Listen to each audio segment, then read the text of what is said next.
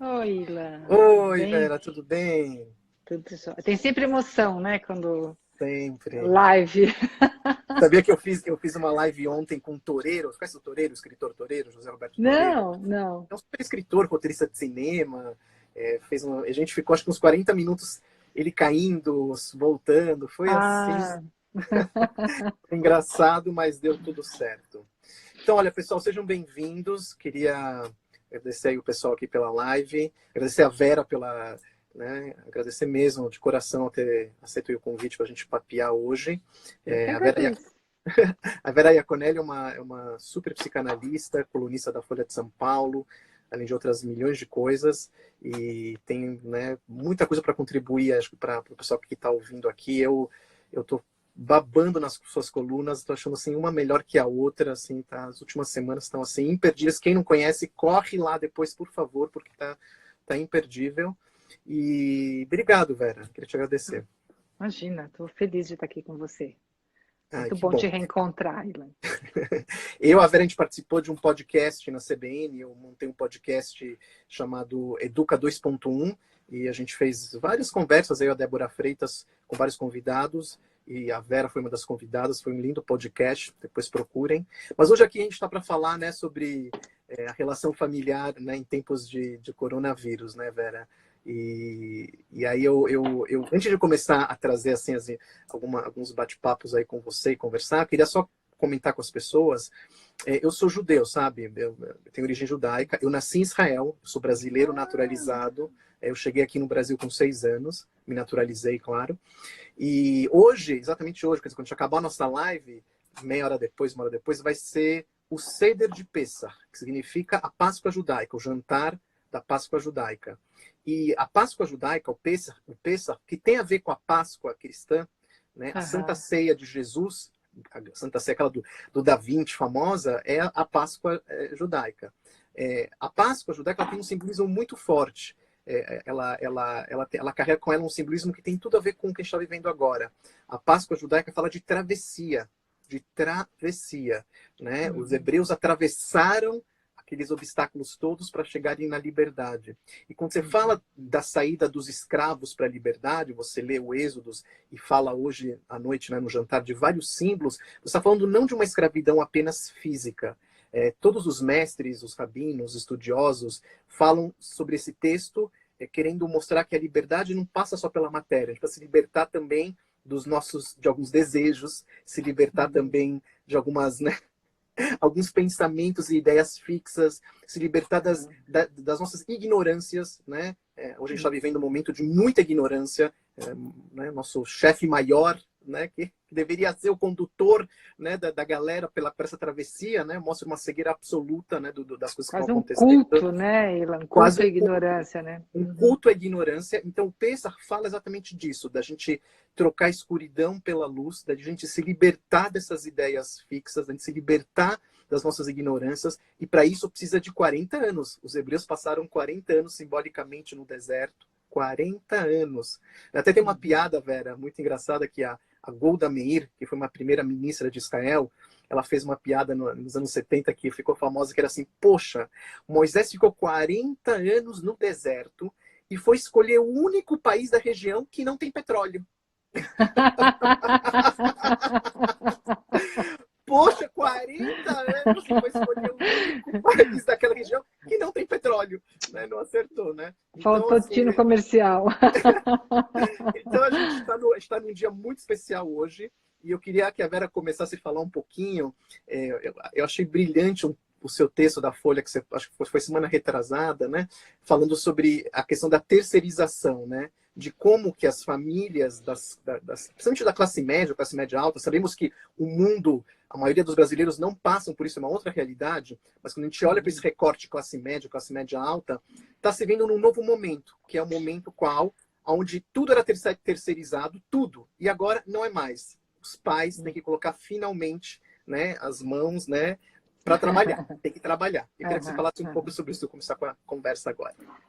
Ó, eu acho que a gente estabelece uma coisa inédita, porque a gente sabe, né, Ilan, que isso é muito Brasil, né? E Brasil e países onde você tem uma reserva, assim, de uma população que precisa de trabalho em qualquer condições. Então, você tem aí gente que pode trabalhar na sua casa, às vezes mais de uma pessoa, porque essas pessoas precisam muito do trabalho. E só recentemente que a gente conseguiu leis trabalhistas que fizessem com que essas pessoas também tivessem fundo de garantia e uma série de questões, o que também acabou precarizando mais o trabalho delas. Enfim, a gente tem toda uma questão social que fundamenta essa casa terceirizada. Essa casa terceirizada não só porque a gente tem empregada doméstica, mas também porque a gente tem um movimento que você acompanha muito bem, onde a escola faz as vezes da casa também. A escola educa, né? A escola ensina a criança a falar bom dia, boa tarde, coisas que os pais foram se desautorizando a fazer, foram diminuindo o papel deles junto às crianças, foram talvez até se desvalorizando nesse papel. Então estava tudo muito terceirizado. A parte física bota para fazer um esporte não sei aonde, a parte tudo tem um cursinho, nada mais acontece no ambiente doméstico, tudo é terceirizado, é uma casa muito esvaziada, é quase um albergue que você vai, dorme, come, mas não foi você que fez a comida, não foi você que arrumou a cama, não foi você que limpou. Então, bom, o que acontece? Vem esse vírus invisível, né? E nos confronta com isso, e quem hoje tem um pouquinho mais de consciência dispensou os funcionários ou criou situações muito específicas, daquele funcionário que fica dentro da casa, que mora junto, enfim. Eu acho que tem soluções interessantes de alguns casos, mas a ideia bacana seria que essas pessoas fossem dispensadas e continuassem a receber enquanto for possível para as famílias. Isso confrontou as famílias com a casa, com esse esvaziamento. Da pessoa falar, bom, onde que se guarda tal coisa aqui mesmo que eu não sei? Porque até então nunca fui eu que peguei os lençóis, eu nunca fui eu que peguei, sei lá o que na cozinha, né? Que interessante, né, Ilan? Como as pessoas estão tendo que se relacionar, porque nessa casa esvaziada, e onde todo mundo vai ter que comparecer de algum jeito, muda totalmente a dinâmica dos pais com os filhos, né? Então, as refeições são todas feitas, podem ser, né, têm sido muito frequentemente feitas juntos, a limpeza da casa, que a criança só aprende a fazer quando ela viaja para o exterior, né? E ela volta falando que ela fazia os chores, né? Ela volta contando isso como um grande, mas graças a Deus que ela chega e não precisa fazer mais nada, de repente agora se tornou o dia a dia das crianças. É muito interessante, acho que está tendo um efeito sobre os pais, sobre as crianças, sobre os adolescentes, e eu espero que na volta, nunca a gente vai voltar para o ponto zero, mas nessa recuperação da nossa vida, a gente consiga conservar um pouco dessa qualidade de relações que é possível estabelecer nesse momento, né? De intimidade, de troca. É muito interessante. Vera, não sei se hoje você leu na Folha esse filósofo Franco Berardi. Você viu o que ele escreveu hoje na Folha? É, O não, não, Franco não. Berardi é um filósofo italiano, ele bem otimista, né? Eu não sei se eu conseguiria ser tão otimista. Eu queria a sua opinião a respeito disso. Ele fala o seguinte, ele fala muitas coisas, mas uma das coisas que ele fala, lembrei dele aqui porque você falou dessa volta. Ele fala que ele acha, né, que a volta para a vida normal, esse retorno para a vida normal, os jovens principalmente, ele fala dos jovens, vão relacionar a internet, o Zoom, as lives, com a quarentena, com a casa, com esse estresse. Ele acha que as pessoas vão começar a largar os celulares. Ele escreve isso. Ele acha que toda vez que os jovens pegarem o celular lá fora, quando a coisa volta, falar, não, isso me lembra que eu fiquei 24 horas, 3 meses na minha casa. Não, eu não quero isso, eu quero vida concreta. Será que você acha que isso é possível de acontecer, desses jovens saírem dessa intensidade de uso de tecnologias dentro da quarentena, que está maravilhoso, está garantindo a escola, está garantindo a nossa live agora, está garantindo a gente comprar nossas coisas, mas quando a gente retomar um pouquinho a nossa normalidade, esses jovens vão esquecer dessa relação? O que você acha? Eu acho engraçado essas apostas para um mundo melhor, né? Você como judeu, eu como psicanalista, a gente não consegue ser tão otimista. Não. Porque assim, bom, se essas grandes experiências, né, essas grandes situações dramáticas mudassem a humanidade, né, a gente estaria bem melhor. A gente teve a Primeira Guerra Mundial, a Segunda Guerra Mundial, a gente teve um monte de experiências que poderiam ter feito um mundo melhor. Faz, mas sempre de um jeito muito heterogêneo, em alguns pontos, em alguns lugares. Para algumas crianças vai cair uma ficha assim de que essa ferramenta vai dar uma canseira dessa ferramenta virtual, vai dar um desejo de estar no mundo de um outro jeito, até porque o jovem, principalmente o jovem, né, ele funciona muito na contramão. Então tudo que todo mundo está fazendo agora, ele quer fazer diferente, né? Então, eu acho que, pontualmente, pessoas vão ter uma relação diferente com o mundo virtual e mais interessante. Inclusive, porque eu acho, Ilan, que a gente vinha, por necessidade, apontando sempre o lado negativo do mundo virtual, sempre os excessos, fake news, a virtualização da experiência, tudo isso a gente estava falando, né, como educador, como psicanalista, enfim. Só que a gente sempre soube que tem um lado bom, né? Que é fantástico você poder ter acesso a uma biblioteca internacional, que você levaria anos para ter acesso a um material, né? Os tours que você pode fazer por museus e coisas que você pode ver que se passaram nos anos 60, você pode ter acesso a vídeos maravilhosos. Esse é um lado legal, acho que a gente não pode demonizar a virtualidade, né? E tem um lado nefasto. Talvez agora a gente possa pensar a virtualidade com mais complexidade, sem demonizar, mas também sem aceitar tudo que vem. Agora, é duro que a gente precisa de um vírus para botar um corte numa coisa que eu acho que é papel dos pais, sim, dos educadores, fazer um corte no uso desse tipo de ferramenta. Não que o vírus venha dar uma canseira tão grande que nunca mais vai ser usado, mas que a gente coloque alternativas para as crianças também fazerem outra coisa que não ficar usando os aparelhos, né? Concordo Ou pelo menos plenamente. usá-los de uma outra forma também. Né? Interessante isso. Eu hoje estava falando com uma médica, Vera, uma dermatologista, e ela estava me comentando que começou a pipocar nas últimas semanas no consultório dela muitas crianças e jovens com problemas dermatológicos de estresse mesmo, né? E eu falei, A mas isso partir é da fora da, quarentena? é, A a partir da partir da quarentena. quarentena. Tá. Eu perguntei para ela, exatamente, eu sou curioso, sou que nem você, sou muito curioso. Então, assim, é fora da, eu falei assim, é fora da sua curva, falou, Ilan, completamente fora da curva. Ela também apontou que era problema no rosto, descamação na orelha. Fui falando e falando assim, que eu chegava assim, falava para os pais que isso era estresse. Aí eu fiquei pensando, né, falando com ela à tarde, falei assim, o que será que está levando, né, essas crianças a esse estresse? Quer dizer, você está falando de crianças, de novo, de classe média alta, né? Uhum. Esse é o outro lado, né? O que está acontecendo e como a gente pode, eu sei que tem muitos pais aqui, né, ouvindo a gente, muitos pais, como a gente pode ter uma visão, assim, observar os nossos filhos e falar, não, eles estão mentalmente bem, e quando a gente tem que olhar para eles e falar assim, nossa, tem alguma coisa errada. Essa questão dermatológica é uma demonstração que algo está errado. Mas, além disso, Uhum. quais são os sinais de uma criança, de um jovem, numa quarentena, que tem que chamar a atenção dos pais? Olha, eu acho que uma coisa que pode acalmar primeiro é assim, não existe vida sem sintoma, tá? Não tem essa coisa, talvez seja um ideal da gente de saúde fora do real. A gente faz sintomas psicossomáticos o tempo todo, né? Você fica meio tristinho, baixa imunidade, pega aí um vírus oportunista. Esse não é um bom exemplo, tá? É, mas a gente faz dermatite, a gente faz prisão de ventre, isso faz parte da vida, né? Então não precisa ficar muito assustado. Mas é claro que o sintoma, a medida para o psicanalista tem muito mais a ver com o grau de sofrimento que o sintoma traz, ou o grau de sofrimento que você percebe que a criança está muito estressada, qualquer coisa ela chora, né? Isso que poderia trazer, ou que ela fica muito quieta, ou que ela não quer comer.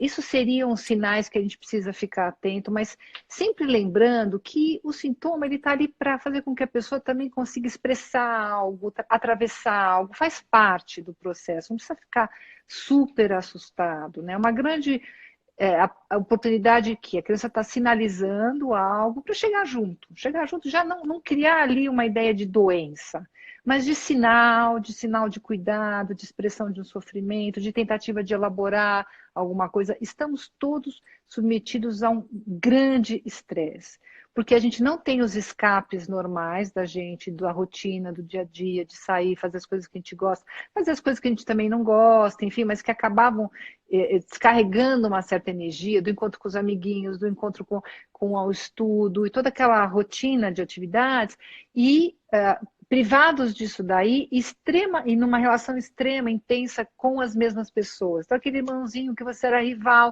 e que todo dia tá ali, né? E aquele pai, aquela mãe que estão pegando no teu pé e tem o homeschooling. Então, tem um estresse muito grande e a gente não tem que ter medo do estresse, porque as crianças, em geral, têm muita capacidade de lidar com situações ou da morte de um parente, ou da mudança de sala de aula, de um amiguinho que foi morar longe, era o melhor amigo do mundo, ou o cachorrinho que está doente. Então, as crianças têm condição de enfrentar, a gente não tem que ter tanto medo assim das formas que a gente encontra para lidar com o sofrimento. Calma, quando o sintoma fica muito grande, fica muito difícil de lidar, que ele não volta, o sofrimento está muito grande, a gente pode procurar ajuda e já dou uma dica. Tem muitas crianças que estão fazendo análise virtual, tá? As que já É vinham mesmo, fazendo. Vera? É mesmo? Ah, De sim. papo? De conversa mesmo? Olha, Ilan, isso é um capítulo inteiro. É assim, as crianças que já vinham fazendo análise, ficou muito claro para a gente que elas tinham que, tanto as crianças quanto os adultos, quanto os adolescentes, justamente na quarentena tinham que continuar, porque justamente se abateu sobre o tratamento um acontecimento externo Sim. grotesco, né? E aí a gente está tateando, mas nesses 15 dias as respostas têm sido incríveis. A gente tem trabalhado, conversado, supervisões grupais discutindo esse tipo de atendimento, Legal. e já estamos acumulando aí uma série de experiências. O que acontece, Ilan? Diferentemente dos terapeutas, dos analistas, dos psicólogos, a criança já tinha a familiaridade com as ferramentas. Ah, Outra, a criança ela entra no lúdico muito facilmente, né? Para algumas crianças que eram muito resistentes na análise, essa intermediação do virtual facilitou processos. Então, o que, que os analistas foram criando? Uma série de dispositivos. Então, tem a hora da análise, a criança escolhe um lugar, esse lugar fica preservado, o analista brinca com ela, propõe brincadeiras ou conversas ou histórias e desenhos e deixa, por exemplo, estou lembrando de um caso, né, que aí deixa o celular da mãe de prontidão, porque se acontece alguma coisa, da criança deixar a porta aberta e você vê alguém da família passando, você manda por WhatsApp, olha, fecha a porta, a sessão acabou, ou, eu acho que ele se molhou, você entendeu? Assim, alguma coisa combinado com a criança. Então foi se criando um dispositivo e a gente está tendo resultados muito lindos, tanto de adultos quanto de crianças. Então, retomando, as pessoas que tiverem com um sofrimento que está difícil de compartilhar dentro da família, até por medo de sobrecarregar o outro que também está sofrendo, ou que passando por algum sintoma um pouco mais grave, tem os atendimentos, as crianças que vêm em análise podem continuar, e também a gente está oferecendo, todos os psicanalistas, psicólogos, estão oferecendo grupos de atendimento para as pessoas gratuitos, que estão funcionando super bem. Porque a gente sabe que a quarentena é uma situação realmente ansiógena e perigosa para o psiquismo, né? Então a gente Vera, tem que cuidar. eu tenho certeza, Vera, que deve estar um monte de pessoas perguntando como ela chega para esses tratamentos gratuitos. Você quer dar, pelo menos, um caminho assim para algum pai que deve Olha, estar falando, o que eu faço? Meu filho está assim assado. olha, saiu na Isto É, saiu na Folha, mas tem vários lugares que estão fazendo, né? O Fórum do Campo Lacaniano tem trabalho, o instituto que eu coordeno tem o Varandas Terapêuticas. O pessoal, você pode entrar no Facebook do Psicanalistas da Roosevelt.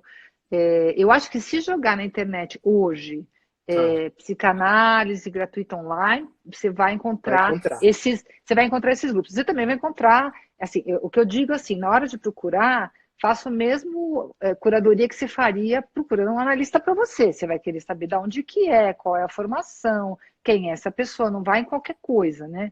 Mas hoje já tem esses grupos e no Instituto Gerard é só entrar pelo atende@institutogerard.com.br, que se a gente achar que não cabe a nós, a gente encaminha para esses Legal. colegas que também estão atendendo e que são pessoas super sérias. O pessoal da USP, tem um monte de gente legal. Não, muito bacana. Eu queria falar algumas coisinhas sobre isso que você falou também, sobre as crianças. Assim, o brincar é a gente sabe, né, Vera, o brincar é uma das expressões principais da infância, né? Então, Uhum, criança que não brinca tem que chamar atenção, né? Criança que não sim. brinca, normalmente ela adoece.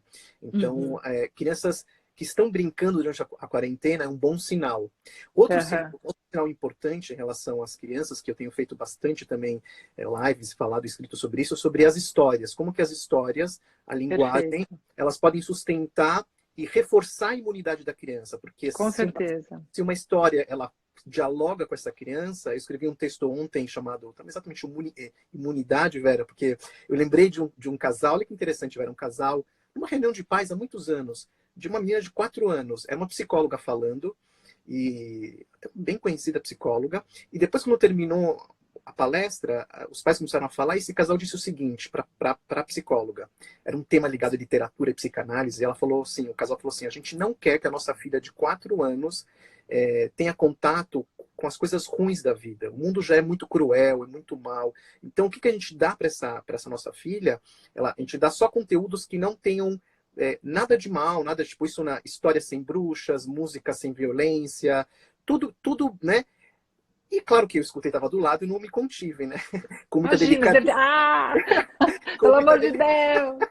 Com muita delicadeza, eu falei para os pais, eu conversei um pouquinho com eles, deixei a psicóloga falar também. Eu entendo que esses pais querem proteger, é nosso sentimento de proteção, mas eu estava dizendo que esse tipo de comportamento normalmente desprotege a criança, tira a imunidade dela, porque ela não está preparada para a vida real. Então, se a gente tem criança em casa, trabalhem com o mundo das histórias. Isso dá um sustentáculo para ela nesse momento, porque as boas histórias falam de dificuldade, falam de coragem, falam de medo, falam de tudo isso que a gente está vivendo, da incerteza. A incerteza, ela está sendo sentida pelos ossos das crianças, porque todo dia as minhas filhas, elas me perguntam, te juro para você, todo dia, no almoço e no jantar, todo dia, pai, quando vai acabar? Você sabe? E aí, quando vai acabar? Você sabe, pai? Quando vai acabar? E eu tenho as notícias dos jornais, e às vezes os jornais, eles são pessimistas, você sabe? Então eu fico mais angustiado do que elas, porque eu digo, olha, o jornal hoje, alguém falou que vai até junho. Aí falando, mas espera um pouquinho, mas na Itália começou a melhorar, então a gente vai dando esse equilíbrio. Mas eles sentem isso, eles sentem a incerteza, ela faz parte do... Tá no ar. Então, as histórias dão uma calmada, porque não é só agora que a gente está vivendo isso, né? A incerteza faz parte da vida. Então, Ilan, eu acho assim, a gente não sabe quando vai acabar, mas a gente sabe que vai acabar. Então, isso é muito importante. Ó, bicho, a gente não sabe quando, mas vai acabar. E quando acabar, vai parecer que foi bem rápido. Porque a gente tende a também sanfonar a experiência do tempo, né? Quando você está vivendo enorme, e depois, ó, já foi, nossa, e ainda mais na idade deles, que eles têm uma relação com o tempo muito... Então, assim, a questão é que vai acabar. E com sorte a gente vai ter aprendido algumas coisas que a gente vai levar para frente. O mais importante é o que a gente vai levar para frente, né?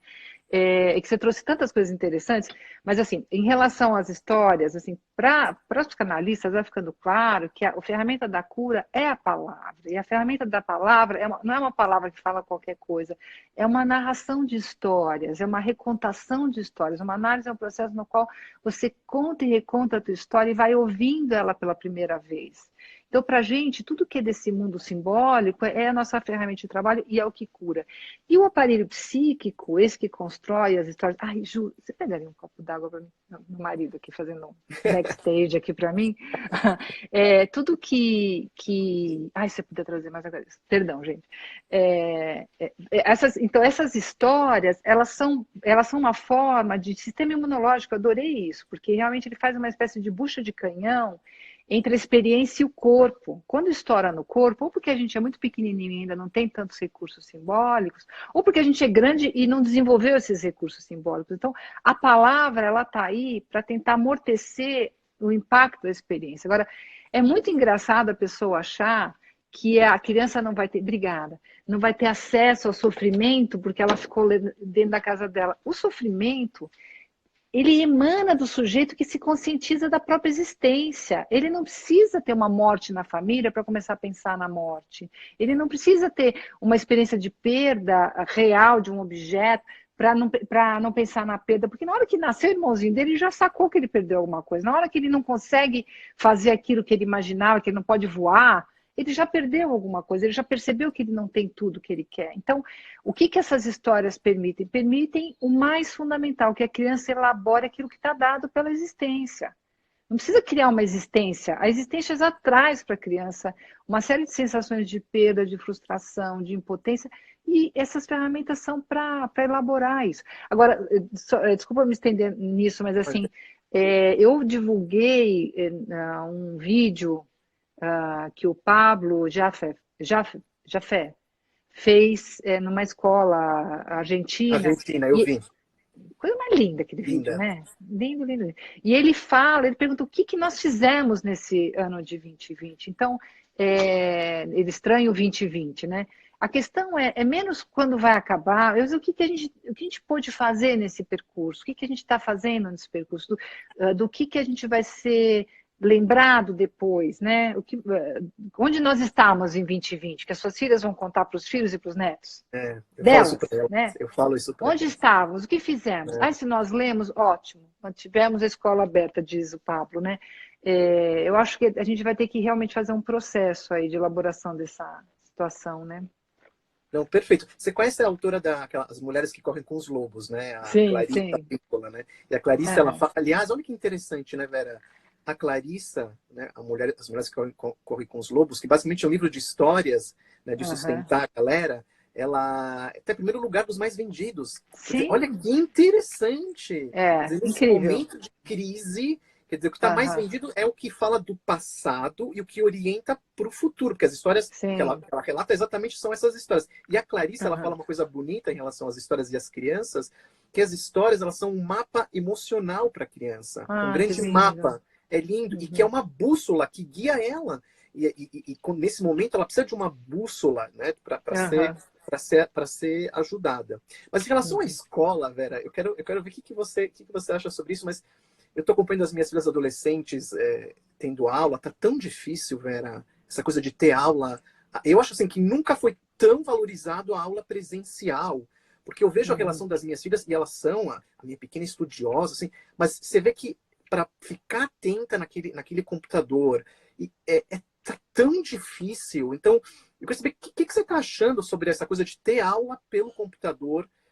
Eu tô louco para que elas, não por causa de sair para casa, eu quero que elas voltem para a sala de aula presencial, com o professor, com as crises dentro da sala de aula, porque aqui Uhum. tá numa comodidade, num conforto, que Sim, eu acho que sim. mais atrapalha o conhecimento do que ajuda, não sei. Então, eu acho o seguinte, as escolas, eu tenho conversado, assim como você também faz bastante, né, Ilan, tenho sido chamada para conversar nas escolas, né, virtualmente, obviamente, e com professores e com pais.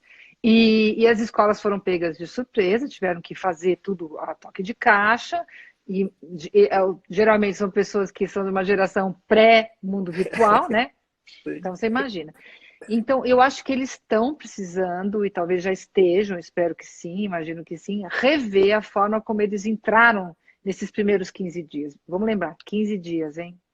São 15, 20 dias, sei É, lá, é muito pouco. isso. Então é muito pouco, já está na hora de rever o homeschooling e ver, primeiro, por que tanta produtividade? Por que as crianças vão ter que fingir que não aconteceu isso e produzir tanto quanto elas produziriam em sala de aula? Não dá. Perfeito, perfeito, perfeito. Baixa essa, porque assim, a gente tem que reconhecer a perda, porque se a gente não reconhece a perda, a gente perde tudo, né?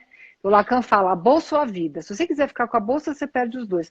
Dá a bolsa e deixa a vida intacta. Então, a escola também vai ter que abrir mão de alguma coisa, de idealização, Perfeito. de fingir que a gente vai conseguir seguir. Esse é um ano diferente, não é um ano como os outros, é um ano de guerra mundial, vamos dizer assim. Então, Sim. querer essa produtividade é muito uma ideia neoliberal, sabe? Então, vamos rever as nossas, o tamanho, a altura do sarrafo. Outra coisa, esse mundo virtual, ele não é para todos, tá? Tem crianças que não conseguem ter concentração, adaptação, e também tem que cuidar disso, porque senão elas ficam muito estressadas, muito exaustas. Os professores estão, em contrapartida, ficando exaustos. A gente não pensa que o professor, que não está habituado a dar esse tipo de aula, também fica exausto. Eu não sei você, Ilan, assim, mas no meu trabalho, no atendimento e nas aulas que eu continuo dando, é muito exaustivo o virtual, ele requer um foco muito intenso, você está o tempo todo preocupado com interferências, é uma coisa, demanda muito da gente. Então, eu acho que agora, passados esses 15, 20 dias, está na hora de pensar de novo e falar, bom, vamos pegar o feedback desses pais, vamos pegar o feedback de criança a criança, vamos pegar o feedback desses professores, vamos abrir mão de ideais neoliberais de produtividade insana, né? Lembrar que os pais e mães estão dentro de casa fazendo, cuidando da casa, fazendo às vezes home office, cuidando da criança, ficando com muita raiva da escola. Vamos sentar todo mundo junto e vamos um plano do que é possível e não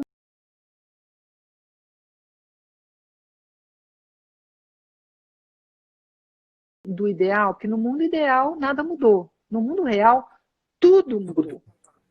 E se a gente quiser ensinar uma coisa para as crianças agora, junto com o conteúdo, tem como a gente lida com situações extremas. E não pode ser fingindo que elas não aconteceram. Então, eu acho que, passado esse tempo, está na hora dos pais sentarem, conversarem com as direções das escolas e reverem o projeto de 2020. Ele vai ter que ser repensado. Eu não acho que isso é o fim do mundo, meu Deus do céu. Porque se for, a gente está fazendo alguma coisa errada. Nossa, olha, não posso ser, eu vou fazer isso, vou ligar lá para a direção da escola. Não, e outra, né, Ilan? A quantidade de coisas que as crianças têm para aprender sobre o que é o mundo lá fora e não o próprio umbigo. Se tem uma única lição que a gente talvez pudesse tirar, é justamente essa: nós estamos isolados, dependemos uns dos outros. Então, tá hora de repensar, na hora de repensar a escola e incluir esse acontecimento e não fingir que ele ficou lá fora, né? Claro. É a hora da escola ter um papel mais do que educar o seu e o meu filho, né? Mas um papel social, junto com os pais, com as crianças.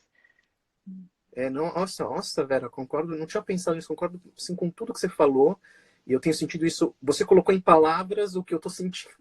É bom, isso é bem psicanalítico, né? Você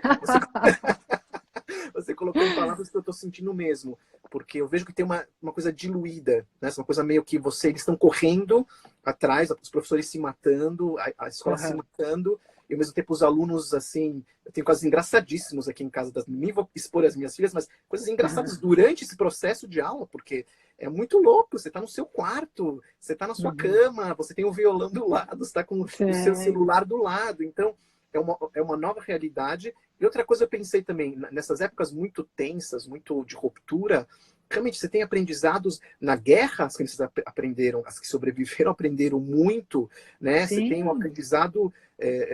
O Diário de Anne Frank, minha filha pequena está lendo o Diário de Anne Frank. É um pouco disso, né? Do que essa menina aprendeu. Acho que ela fez uma pós-doc durante aquele tempo que ela ficou naquele quartinho em Amsterdã com a família. E aquilo lá Uhum. foi isolamento mesmo, com 1000 vezes pior do que a gente, né? Porque Sim. faltava tudo e tudo mais. Mas o que ela aprendeu, ela amadureceu. Aquela menina amadureceu assim de uma Uhum. forma atroz. Então a gente pode também amadurecer nesse momento, talvez, mas com isso que você está falando, não essa enxurrada de demanda, de informação e de cobrança, né? Muito interessante isso. Uhum. É hora de criticar isso também, porque os pais, quando eles voltam para casa e começam a fazer todas as refeições juntos e limpar tudo, né, eles começam a perceber: nossa, onde eu estava antes? Que tanto que eu fazia? O que tanto valia a pena estar fora o tempo todo? É interessante. Eu vou contar só uma coisinha, Ilan. Casos de crianças que tinham staff assim, enorme, porque tinha algum tipo de déficit, de dificuldade, de problema, de sintoma, tinha um staff de 24 horas sobre 7 de gente trabalhando. E cadê o staff? O staff desapareceu e essas crianças ficaram sozinhas com as suas famílias.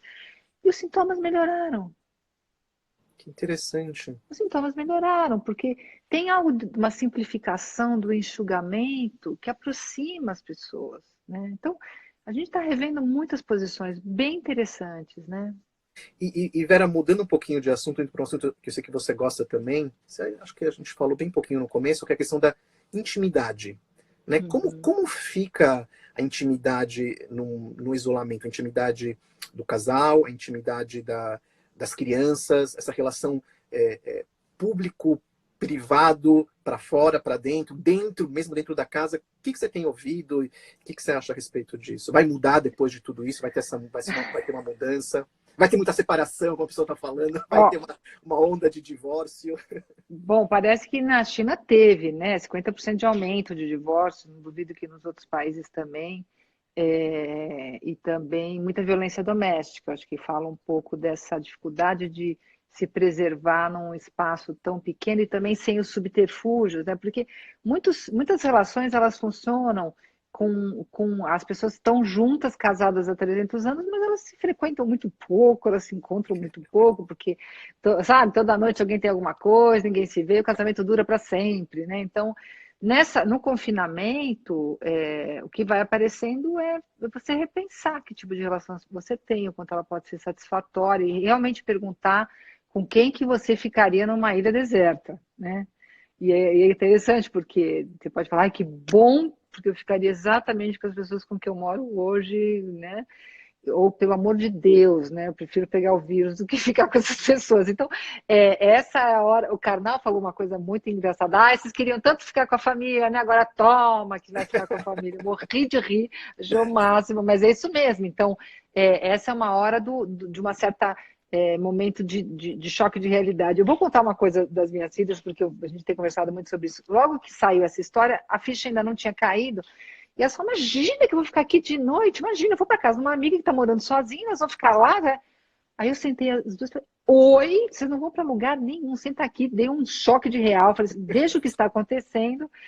E elas ficaram, aí senta todo mundo, expliquei e falei, olha, vocês não tem mais de 18, mas assim, porta trancada, vocês não saem daqui enquanto vocês não entenderem tudo que eu tenho para falar.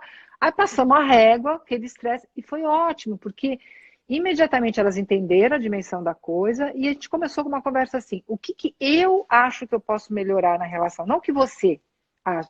Eu, pessoalmente, assim, bom, eu vou tentar ser mais calma, porque eu sou intempestiva, né? Ah, tá bom, mas então tá. O que você... Ah, eu vou tentar fazer minha cama todo dia, não importa, entendeu? Quer dizer, pode ser a coisa mais banal, mas eu vou ajudar na cozinha, não importa, assim. Começar a se repensar e, passados 15 dias, você consegue transformar aquela intimidade que é por estresse num crescimento da relação. Nem sempre isso é possível, né, Ilan? Porque tem relações que estão destruídas e o que vai acontecer é que vai aparecer. Então, eu acho uma oportunidade tão legal da gente usar para dar um passo para frente. E também um passo para frente pode ser o reconhecimento de que a relação não presta mais, não serve mais, e que isso também, o fim de uma relação não é um horror, pode ser o melhor, né? Mas é a hora de estarmos atentos uns aos outros, fazer autocrítica, chegar, porque assim, na quarentena vai ter um dia que um está mais tristinho, o outro está mais animado, o outro está mais, né? E então a gente tem que fazer esse rodízio de humores também e aguentar um pouco isso e botar muitos limites também, porque cada um vai ter que segurar um pouco a sua onda, não interessa se a criança tem 2 anos ou tem 20, né? E os pais também. Tem alguns cuidados, né? Tem que evitar um pouco drogas, álcool, isso daí é muito pernicioso, né? Tem dormir, fazer uma série de outros cuidados para também a coisa não ficar muito estressante. Mas essa é uma hora de aproveitar a intimidade, sim. Isso tem Ai, sido bem legal para muitas pessoas, viu? ai, que bom ouvir isso mesmo. Nossa, Vera, a gente está já há 40 minutos falando, tá aqui cheio de Nossa, pessoas estou fazendo. adorando conversar com você. Tá uma delícia também, como sempre, uma delícia. Tem um monte de perguntas aqui. Desculpa, mas não vai dar para falar, né? Todo mundo, mas uma pessoa perguntou aqui, queria que você falasse, não sei se você tem relação com isso, mas como estão os idosos que estão sozinhos, né? A Regina está perguntando se você tem informação, como deve ser uma barra, Nossa, né? Bem. eu, eu A atendo minha mãe algumas tá pessoas. sozinha e Ah, tudo mais, e mora no mesmo condomínio, então dá para a segurança sabe que eu tô perto e tudo mais, mas está sozinho em casa e tudo mais. E não sei se você tem aham, alguma informação sobre isso. eu atendo idosos também, né? E assim, é de cortar o coração, né? É de cortar o coração mesmo. Às vezes tem gente que tem casa com jardim, e aí os filhos levam as crianças para brincar no jardim para a avó ver pela janela. Não dá nem falar, né? Que dá uma... Mas enfim, né? O que a gente tem feito? Usado hoje em dia, difícil um idoso que não sabe usar um FaceTime. O Zoom já é um pouco mais complicado, enfim, mas se souber usar um FaceTime, ele já conversa.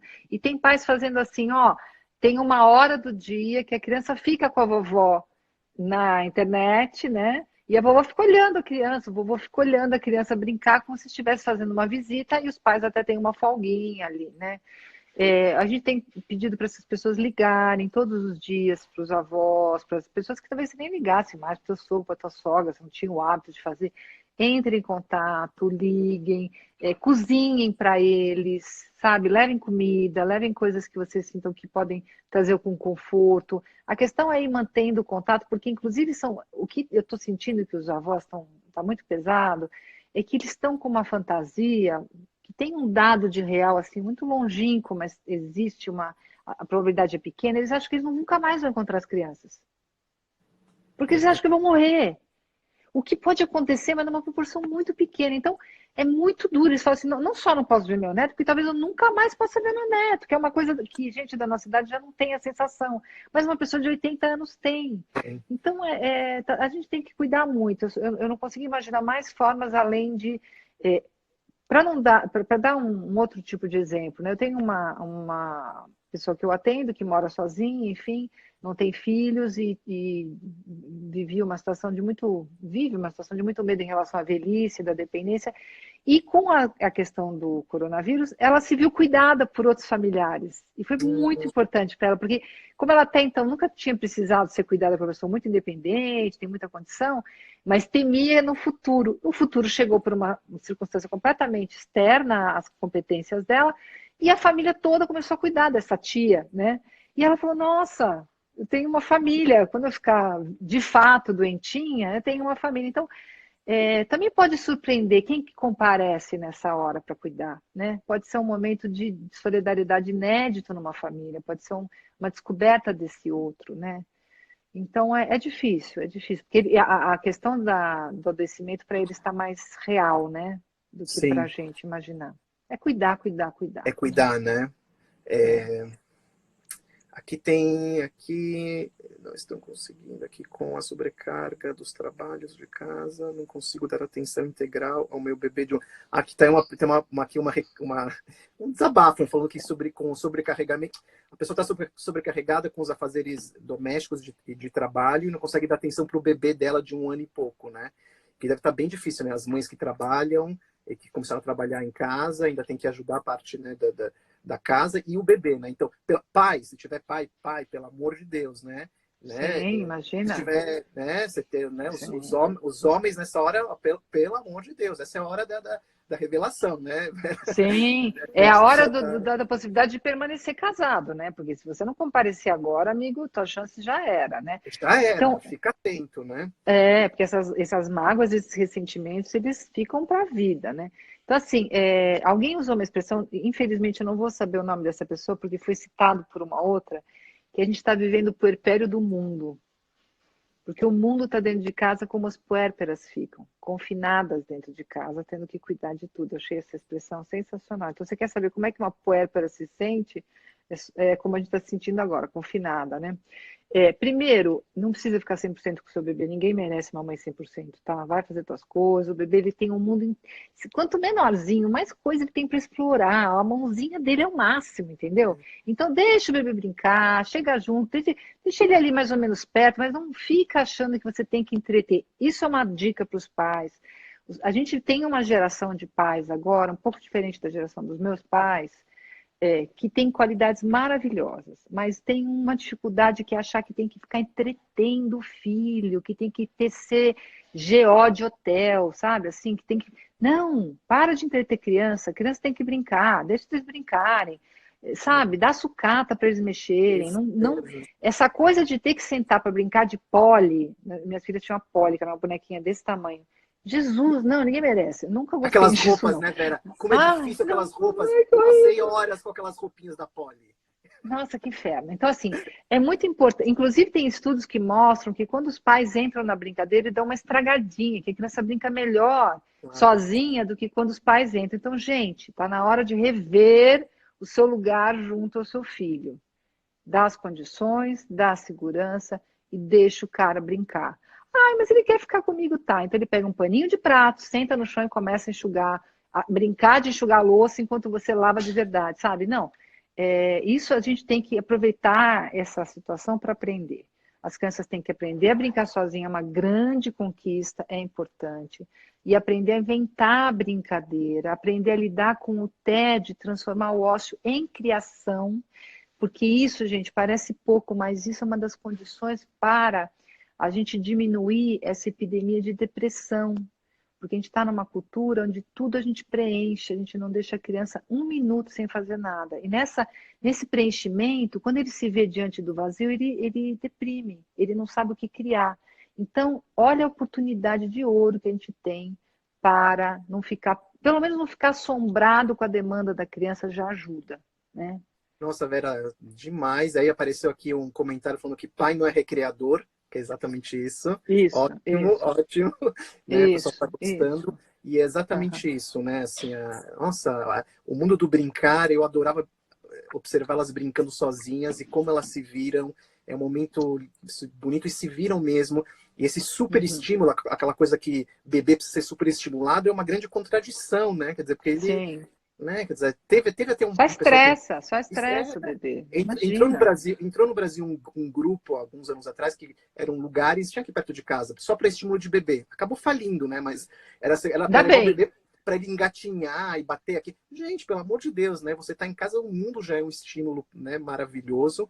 De novo, né? Acho que os pais, eles podem brincar, devem brincar. Claro, é uma coisa deliciosa brincar com seus filhos, mas isso que a Vera falou, gente, deixa eles se virarem, que o brincar é, o Vygotsky falava isso, o próprio Freud dizia isso, né? O brincar é a Uhum. experiência da criança se projetando para o futuro, né? Como ela vai ser adulta. O brincar é a forma dela lidar com seus conflitos. O brincar fala quem ela é. Quer conhecer seu filho?